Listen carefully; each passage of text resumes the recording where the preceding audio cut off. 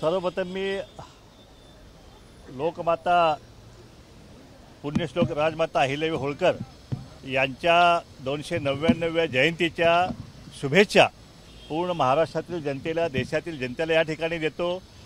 आणि एक स्त्री जातीत जन्म घेऊनसुद्धा पूर्ण देशभर या ठिकाणी स्त्री जातीला अक्षरशः अभिमान वाटेल असं काम त्या काळामध्ये पुण्यश्लोक राजमाता अहिल्यादेवी होळकर यांनी केलं।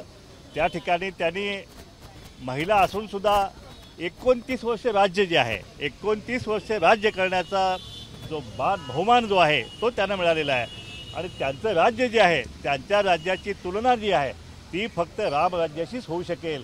कारण त्यांच्या काळामध्ये महिला सुखी होत्या, सगळ्या जाती धर्माचे मुस्लिम बांधवसुद्धा खुश होते। त्यांच्या जसं हिंदूंची मंदिरं जे आहेत त्या ठिकाणी त्यांनी बांधली, तसं मुस्लिमांच्या मशीदसुद्धा त्या ठिकाणी त्यांनी बांधलेल्या आहेत। आणि त्या ठिकाणी त्या काळामध्ये ज्या ठिकाणी आता अतिरेक्यांचा जसा धुमाकूळ आहे तसं त्या काळामध्ये सुद्धा रोहिल्यांचा आणि या ठिकाणी अतिरेक्यांचा त्यावेळी धुमाकूळ चालला असताना सुद्धा त्या काळामध्ये त्यांनी स्वतःची मुलगी जी आहे ती त्या ठिकाणी जो कोणी या भिल्लांचा बिमोड करेल त्याला स्वतःची मुलगी देईल म्हणून सांगितलं। आणि त्या ठिकाणी एका सैनिकाला जे आहे त्यांनी स्वतःची मुलगीसुद्धा त्या ठिकाणी लग्न करून दिलं। अशा प्रकारे त्या ठिकाणी अक्षरशः या देशामध्ये त्याकडे रस्ते नव्हते, पाणी नव्हतं, त्या काळामध्ये त्यांनी चार धामचा रस्ता जो आहे तो त्या ठिकाणी बांधला। 12 ज्योतिर्लिंगाचा उद्धार जो आहे तो त्या ठिकाणी मोगलांनी सगळी मंदिरं पाडून टाकली होती। स्वखर्चानं अहिल्यादेवींनी सगळी मंदिरं त्या ठिकाणी आज दिमाखानं सगळे 12 ज्योतिर्लिंग या देशामध्ये दिसत आहेत, ती सगळी अहिल्यादेवी होळकरांची पुण्याई आहे। आणि म्हणून त्यांचं उपकार जे आहे त्या भारतीय या समाजावरती जितकं सांगावं तितकं थोडंसं आहे।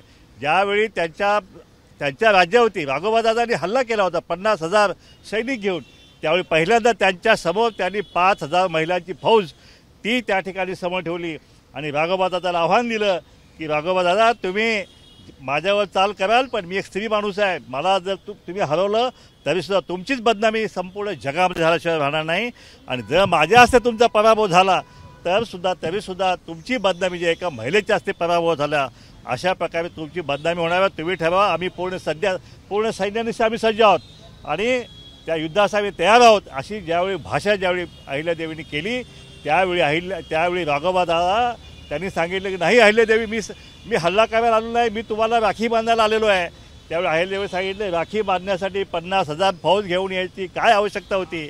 आणि अशा प्रकारे अहिल्यादेवींचं जे काय काम त्या काळामध्ये झालं त्या कामाचं आजसुद्धा जे आहे त्याची उतराई होणार नाही। संपूर्ण देशभरात आज या अहिल्यामातेची आज जयंती जी आहे ती पूर्ण देशभरात सगळे समाज बांधव मिळून या ठिकाणी साजरा करत आहेत।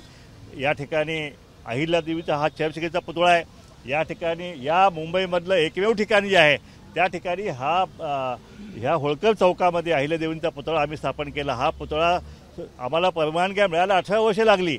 या ठिकाणी अहिल्यादेवी होळकरांचा चौक आहे चर्चगेट समोरचा, इथं हा चौक अहिल्यादेवी होळकरांच्या नावाने आहे, इथं पुतळा अहिल्यादेवींचा आहे, पण इथल्या स्टेशनला मात्र नाव जे आहे ते चर्चगेटचं आहे। या ठिकाणी कुठलं चर्चही नाही आहे आणि या ठिकाणी कुठलं गेट पण नाही आहे। मी आपल्या माध्यमातून सरकारला मी मागणी करत आहे की या चर्चगेट स्टेशनचं नाव जे आहे ते अहिल्यादेवी होळकर स्टेशन करावं आणि अहिल्यादेवीचा मान सन्मान या महाराष्ट्र राज्यानं करावं, देशानं करावं, अशी मागणी जी आहे ती या ठिकाणी मी करत आहे। जयंतीच्या निमित्तानं समाज बांधवांसाठी सरकार दरबारी काही मागणी करत आहे का काय?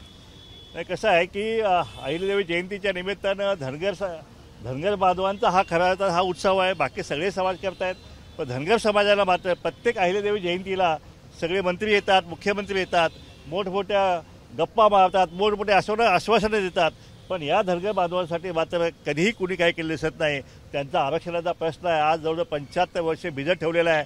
प्रत्येक वेळी अहिल्यादेवी जयंतीला मुख्यमंत्री येतात, उपमुख्यमंत्री आज पण चौंडीला त्या ठिकाणी मुख्यमंत्री उपमुख्यमंत्री जात आहेत।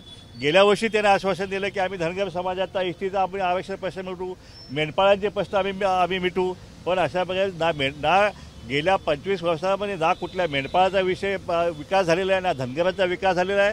त्यांचा एसटीचा प्रश्न जो आहे तो या ठिकाणी आता तर हायकोर्टमध्ये सरकारनं आमची बाजू मांडायला पाहिजे होती, ती सरकारनं न मांडल्यामुळं पुन्हा एकदा एसटीच्या प्रश्नापासून धनगर समाजाला वंचित राहावं लागत आहे। माझी पुन्हा या सरकारला मागणी आहे की आपण या ठिकाणी धनगर समाजाचा एसटीचा प्रश्न आहे तो पार्लमेंटमध्ये बिल पास करून या ठिकाणी हा प्रश्न सोडवणं आवश्यक आहे।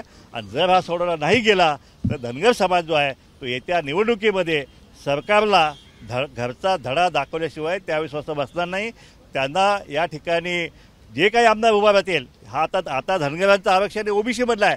ओबीसीमध्ये सुद्धा या ठिकाणी ते आरक्षणसुद्धा धोक्यात या सरकारनं आलेलं आहे. एकीकडे मराठा समाज मागणी करतो आम्हाला ओबीसीमध्ये आरक्षण पाहिजे. धनगरांची मुलं जी काही आता पंचायत समिती सदस्य होतात, जिल्हा परिषद सदस्य होतात, एखादी आमची वाक्षीताई महापौर होते, एखादी आमची नंदाताई खोत सांगलीची महापौर होते, त्याच्यावर सुद्धा आता हल्लाबोल जो आहे तो मराठा समाजाने केलेला आहे, प्रस्थापित समाजाने केलेला आहे. आणि त्यामुळं हे ओबीसीचं आरक्षण जे आहे ते आता धोक्यात आल्यामुळं आमचं UPCचं आरक्षण धोक्यात आलेलं आहे आणि आमचं NTचं आरक्षण धोक्यात आलेलं आहे. आणि म्हणून माझी मागणी सरकारकडं, जसं धनगरांचा एसटीचा प्रश्न महत्त्वाचा आहे तसा ओबीसीचं आरक्षणसुद्धा आहे, तो सुद्धा महत्त्वाचा आहे. आणि कुठल्याही परिस्थितीत ओबीसीच्या आरक्षणाला जो आहे तो आम्ही धक्का लागू देणार नाही. आणि या ठिकाणी सरकारशी 2 हात करण्याची तयारीसुद्धा जी आहे त्या समस्त या धनगर समाज बांधवांनी ओबीसी बांधवांनी केलेली आहे. येणाऱ्या काळामध्ये, येणाऱ्या निवडणुकीमध्ये या सरकारला या ओबीसी आणि धनगर बांधवांशी त्यांच्या रोषाला बळी पडावं लागणार आहे. येळकोट येळकोट जय मल्हार, येळकोट येळकोट जय मल्हार. एबीपी माझा, उघडा डोळे बघा नीट.